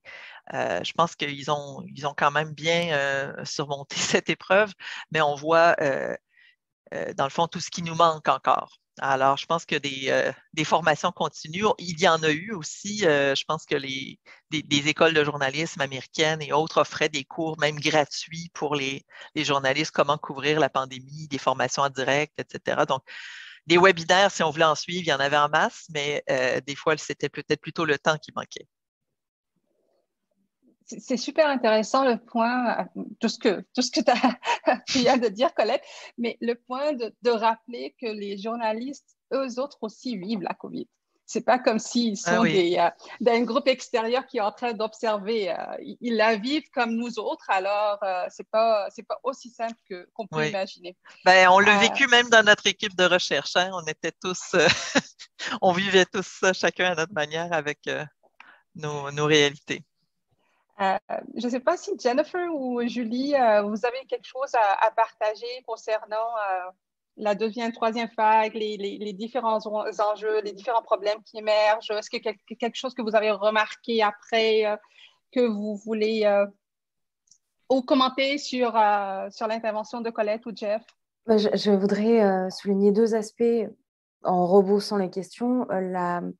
Revenir sur ce que Colette vient de dire, je rajouterais à ça qu'aussi les journalistes ont eu beaucoup de difficultés à accéder à certaines informations qui, au nom des mesures sanitaires, ont été...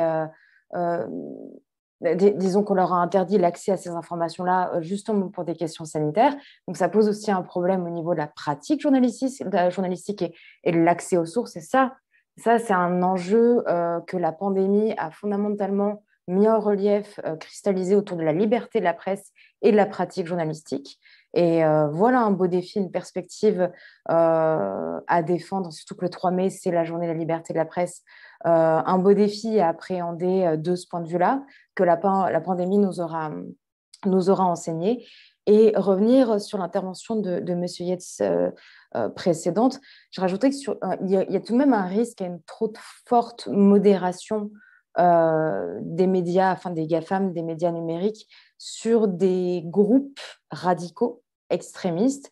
C'est qu'en définitive, ça pourrait aussi entraver le travail de surveillance des agences de sécurité qui, même s'ils existent médiatiquement, et c'est dommage à ce niveau-là, mais ça permet de les surveiller, de les identifier, de voir l'évolution de leur discours, de voir aussi leur capacité de recrutement ou tout simplement les dialogues qu'ils pourraient potentiellement avoir avec de potentielles cibles ou futurs adeptes. Donc, on est constamment dans un travail d'équilibre et de nuance. On navigue un peu en eau trouble et il faut, à mon sens, et de manière générale dans l'appréhension en fait, de tout ces questions-là, éviter de tomber dans les antagonismes trop radicaux nous-mêmes, prôner une certaine bienveillance dans l'approche de ces phénomènes-là et rester extrêmement nuancé et vigilant. C'est à peu près les seuls commentaires que j'apporterai. Merci, Julie. Vas-y, Jennifer.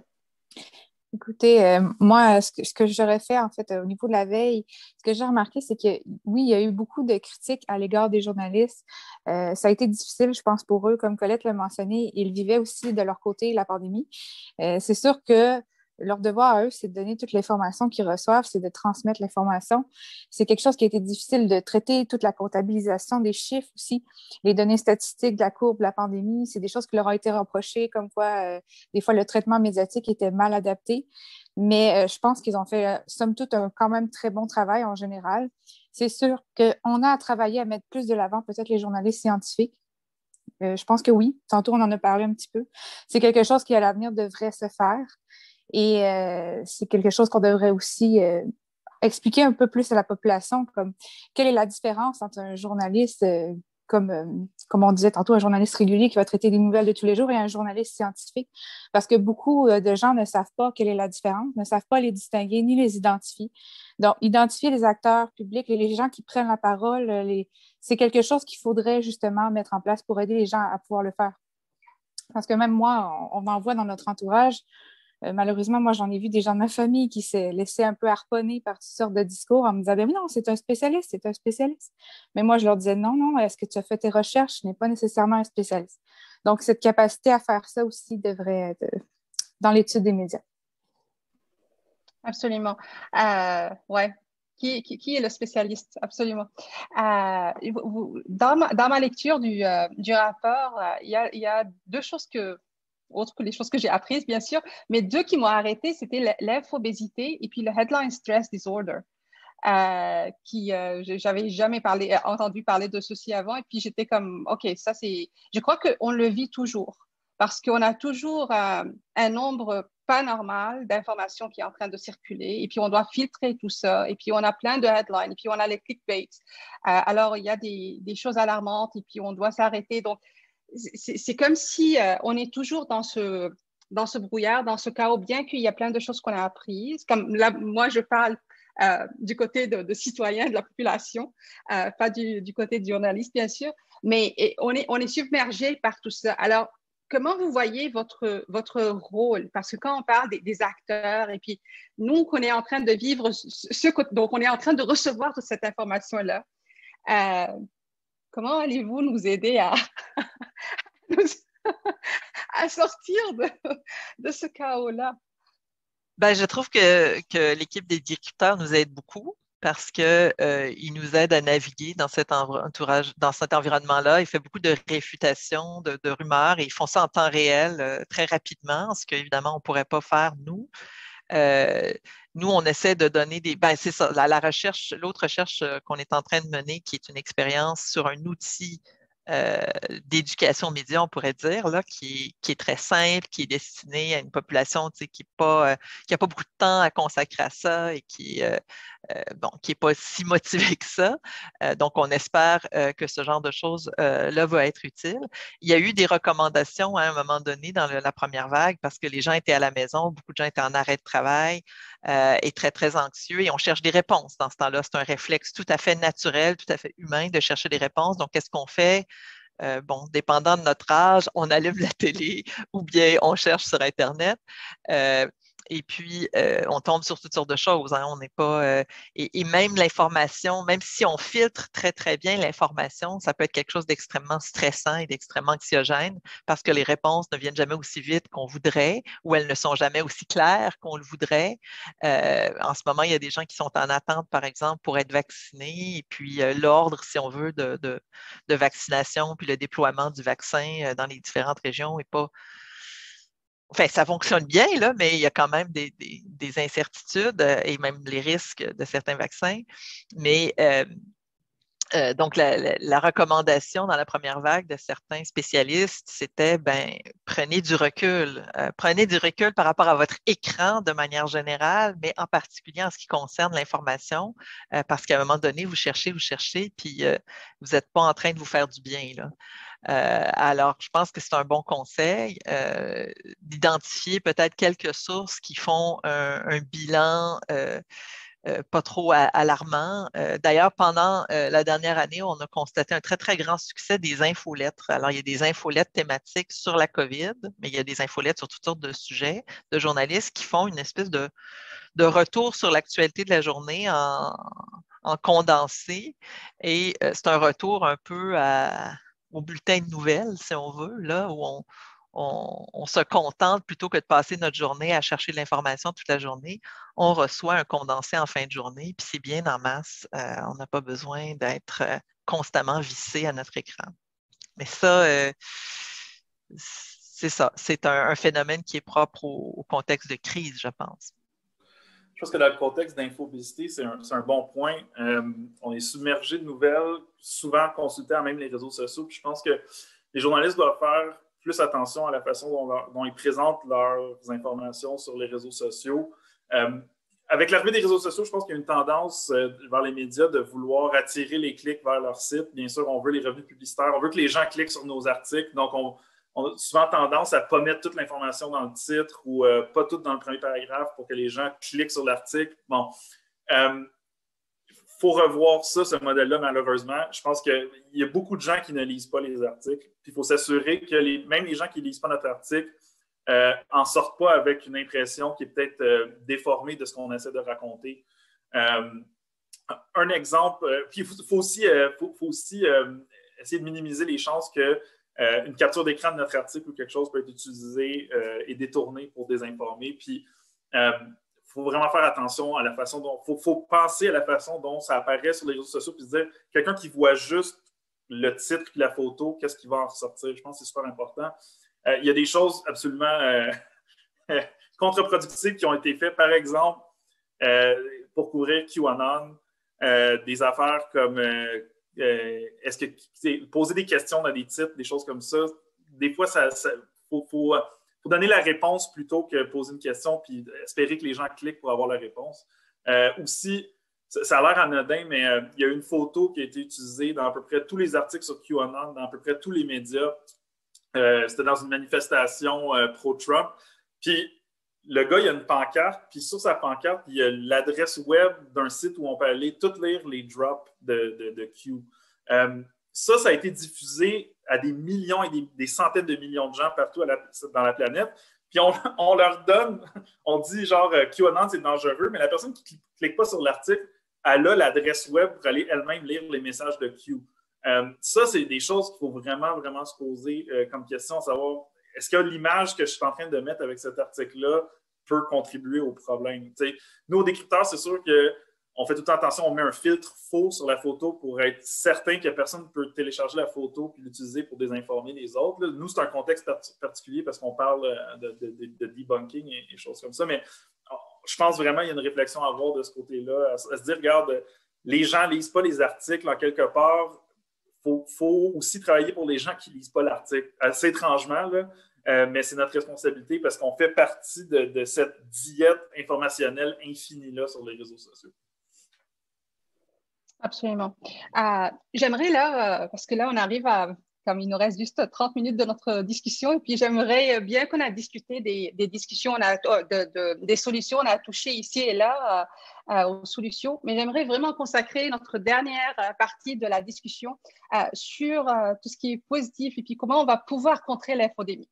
Donc, des solutions concrètes de qu'est-ce qu'on pourrait faire et puis qu'est-ce qui est en train de se faire là présentement et puis quel pourrait être fait aussi pour contrer l'infodémie. Qui aimerait... je vais peut-être commencer par récapituler des choses qu'on a déjà dites, mais juste pour en parler ensemble, il y avait tout ce qui est outils de pre-bunking, des outils d'éducation aux médias pour aider les gens à être plus vigilants, plus critiques dans leur propre consommation, leur propre recherche. Je pense aussi les interventions auprès des proches ou en tout cas de mobiliser des gens qui sont dans l'entourage de gens plus radicalisés, si on veut. C'est ce qu'on appelle, c'est une application d'une vieille théorie en communication qu'on appelle le two-step flow, hein, que les médias ont une influence, mais l'influence interpersonnelle est beaucoup plus grande. Donc, les médias peuvent agir ou les sources d'information peuvent agir peuvent encourager les gens et aussi appuyer, hein, je pense aussi à des ressources concrètes pour aider les gens. Il y a déjà des organismes qui existent pour aider, je parlais d'InfoSec, des centres de prévention de la radicalisation, qui ont des ressources pour les gens qui s'inquiètent pour leurs proches, parce que c'est souvent ces gens-là qui vont demander de l'aide. évidemment, tout le travail sur la qualité de l'information, hein, de maximiser l'offre d'information de qualité. Il y a des mesures qui existent, il y a des soutiens qui existent au Canada, au Québec, pour le journalisme local en particulier. Je pense que ça fait partie de la solution. Et encore une fois, les ressources pour les organismes plus communautaires et les milieux scolaires.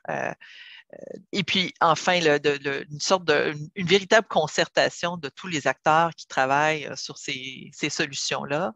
Il y a beaucoup d'initiatives un peu à gauche et à droite et de faire un peu une synthèse de tout ça, une vraie évaluation scientifique de l'efficacité de ces outils-là. Donc, il y a encore bien des choses à faire.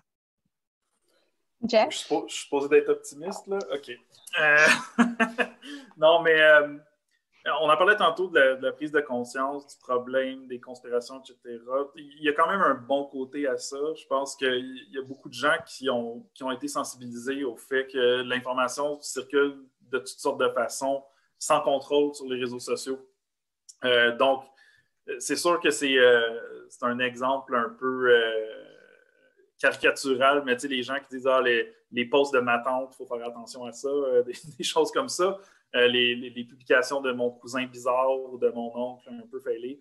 Je pense que il y a lieu, je pense, pour vraiment une prise de conscience plus fondamentale sur le rôle de l'information dans nos sociétés. Tu sais, de se dire,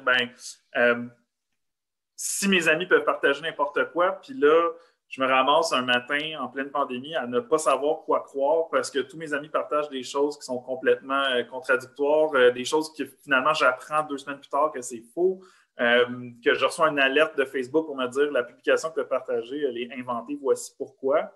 Je pense qu'il y a peut-être un potentiel positif là. Il y a un potentiel positif aussi d'aller rejoindre les gens, justement, quand je parlais tantôt de la notion de service public. De notre côté, au décrypteur, je donne un exemple, notre page Facebook a quintuplé pendant la pandémie. On est passé de 10 000 à 50 000 abonnés, je pense, quelque chose comme ça. Donc, c'est sûr que là-dedans, il y a des trolls qui viennent nous suivre pour pouvoir écrire des bêtises sur nos publications ou nous surveiller. Là. Mais il y a eu quand même, je pense, une volonté de gens de se dire « OK, ben là, je t'ai écœuré de voir tout le chaos quotidien sur mes réseaux sociaux, puis j'ai besoin de points de repère là-dedans, puis je vais suivre les décrypteurs parce qu'eux autres, ils surveillent ça. Donc, il y a peut-être un point positif là pour les médias, du moins d'agir comme un peu de point de repère dans ce brouillard-là. Et justement d'aller, on l'espère, regagner une certaine confiance. C'est sûr qu'il y a des noyaux de gens qui sont peut-être passés de l'autre côté, puis les médias, c'est fini pour eux. On fait partie des institutions de la société auxquelles ils font plus confiance. On n'est pas les seuls. Mais je pense quand même que s'il y a quelque chose qui peut pousser la population à apprécier l'information de qualité, c'est certainement une situation comme celle qu'on vit présentement, de se dire, OK, plutôt que de courir comme une poule sans tête, je vais me fier à des sources qu'au moins ils essaient de faire de leur mieux puis il y a un travail professionnel derrière, plutôt que des vidéos filmées là, chez soi. Donc, il y a peut-être là un potentiel positif, si on peut voir ça. Puis aussi, bien sûr, je parlais tantôt des dérives, de potentiel des pressions qui sont mises sur les réseaux sociaux. C'est une bonne chose que les réseaux sociaux aient des pressions pour surveiller plus ce qui se passe sur leur plateforme, mais je pense que un point positif des controverses de censure qu'il y a eu,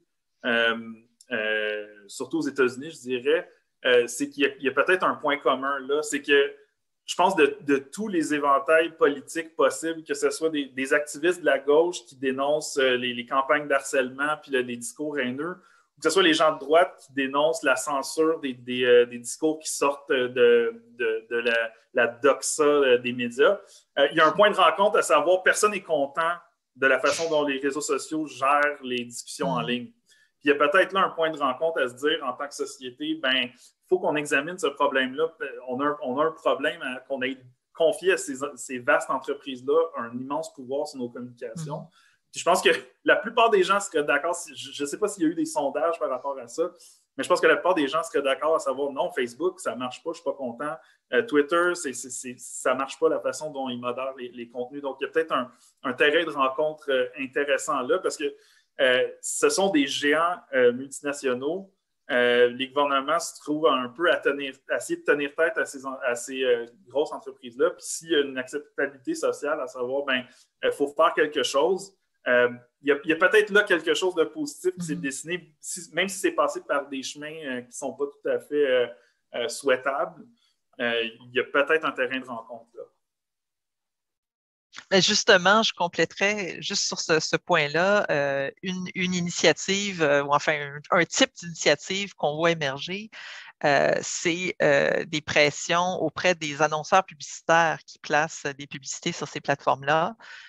Pour leur donner des outils pour justement choisir ou être peut-être faire des placements publicitaires plus judicieux parce que de plus en plus d'annonceurs ne veulent pas être associés à des contenus soit conspirationnistes ou extrémistes, si on veut, donc veulent des outils. Alors, il y a de plus en plus, et c'est peut-être là où l'intelligence artificielle vient contribuer à la solution, des outils qui sont en train de se mettre en place pour justement permettre d'évaluer le risque, si on veut, informationnel de certaines plateformes. Hein.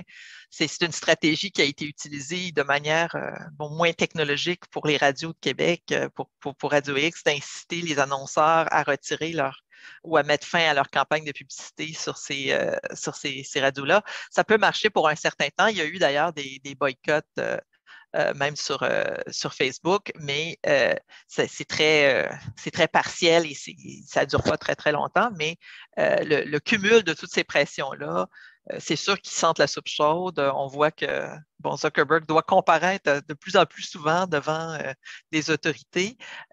Donc, c'est encourageant d'un sens de voir ces pressions-là exister. On ne sait pas exactement ce que ça va donner comme résultat, mais on vit à une époque intéressante, en tout cas, pour ce genre de débat. Absolument. De mon côté, moi, je suis en train de travailler avec des jeunes entre 18 et 24 ans sur, comme j'avais mentionné au début, sur leur agentivité numérique. Donc, aller activement sortir des chambres d'écho et puis aller voir comme par exemple, il y a tous les posts, donc les commentaires qui suivent, tout ce qui est posté sur les médias sociaux et puis aller contrer toute la désinformation présente avec des faits, etc. Donc, activement aller voir comment ils peuvent naviguer ou bien comment ils peuvent aller projeter d'autres informations que ce qui a été partagé par les personnes qui veulent ajouter de la désinformation aux commentaires partagés sur les médias sociaux. Donc, je vois des messages, que ce soit ici dans le chat ou bien avant dans les questions, des personnes qui ont dit qu'ils ont beaucoup apprécié notre discussion aujourd'hui, la présentation. C'était vraiment très, très intéressant pour tous. J'aimerais finir avec un dernier mot de vous. Alors, Jeff, un dernier mot? C'est ça. C'est sûr que je veux juste dire que moi, c'est sûr que j'ai un regard très. J'ai le nez collé dans la désinformation à chaque jour. Donc, c'est sûr que de mon côté, j'essaie d'avoir un regard un peu moins catastrophiste sur ces enjeux-là. C'est sûr que quand je regarde notre inbox de courriel, il y a beaucoup, beaucoup de contenu. Trompeur, puis ça ne représente pas nécessairement la réalité. Les mauvais acteurs, comme on disait tantôt, font beaucoup de bruit, sont moins nombreux, mais ont un impact démesuré sur les réseaux sociaux. Donc, c'est eux qui vont aller publier 200 commentaires par jour sous des articles de journaux. C'est eux qui vont partager 10 publications par jour sur Facebook, qui vont spammer des sections de commentaires de journaux. Donc, il faut faire attention de ne pas non plus virer dans le catastrophisme puis se dire que notre vision, les réseaux sociaux nous offrent une vision distorsionnée de la réalité à plusieurs égards. Ça, c'en est un. C'est facile de voir une publication conspirationniste Facebook avoir 20 000 partages puis se dire, voyons donc, ça se peut pas. Mais il faut se dire que c'est des gens souvent qui sont très, très, très mobilisés. Ils vont se mettre, il y a une forme d'embrigadement où ils vont aller publier ils vont aller partager des publications pour les booster. Donc, il y a une manipulation là. Donc, cette manipulation-là, elle existe aussi à cet égard-là. Donc, la vaste majorité des gens suivent les mesures sanitaires recommandées. C'est pas vrai que tout le monde est conspirationniste qui pense que la conspiration, que la pandémie est une invention des services secrets. C'est tout simplement pas la réalité. Il ne faut pas perdre ça de vue, je pense. Merci beaucoup, Jeff. Colette? Ben, peut-être juste pour revenir sur la situation au Québec, pour peut-être terminer sur une note un peu plus optimiste, on est quand même dans une société où le respect des consignes sanitaires est plutôt élevé, où la participation à la vaccination est forte. Bon, on a l'impression, c'est peut-être le printemps là, qui me rend optimiste, mais que la situation s'améliore. Donc, le respect des consignes sanitaires est peut-être une mesure indirecte de enfin, que la désinformation ne fonctionne peut-être pas si bien que ça. C'est sûr qu'il y a des problèmes, il y a des groupes à surveiller. On a aussi un écosystème médiatique qui est relativement robuste avec un réseau d'experts, de spécialistes qui font bien leur travail. Donc, on a des forces, on a des armes, je pense, au Québec. Je pense qu'on doit miser aussi beaucoup sur le système d'éducation. Qui en a bien besoin, là, qui a été durement éprouvé, surtout dans la dernière année. Mais on voit un peu la lumière au bout du tunnel. Et ce que je souhaite de tous mes voeux et que je dis depuis le début de la présentation, c'est qu'on a vraiment besoin de faire un post-mortem de cette pandémie à bien des égards. On est bien sûr trop tôt pour le faire maintenant, mais j'espère que ça sera fait en matière d'information. Et puis, je me sens un petit peu appelée à participer à cet effort et on a plusieurs chercheurs au Québec qui travaillent là-dessus. Super. Donc, Jeff, merci beaucoup pour votre présence avec nous aujourd'hui. Colette, Jennifer, Julie, merci beaucoup pour ce rapport hyper pertinent et puis pour la présentation et puis toute la discussion. Et puis, j'aimerais aussi remercier Sophie, Guillaume et Christine qui sont dans le background ici, qui sont en train de faciliter toute cette rencontre aujourd'hui. Et puis, un grand merci à l'audience. Et puis aux questions qu'on a reçues, parce que c'était encore une fois des questions hyper pertinentes et puis qui ont aidé à adoucir la discussion. Donc, je vous souhaite tous et toutes une excellente fin de journée et puis à bientôt.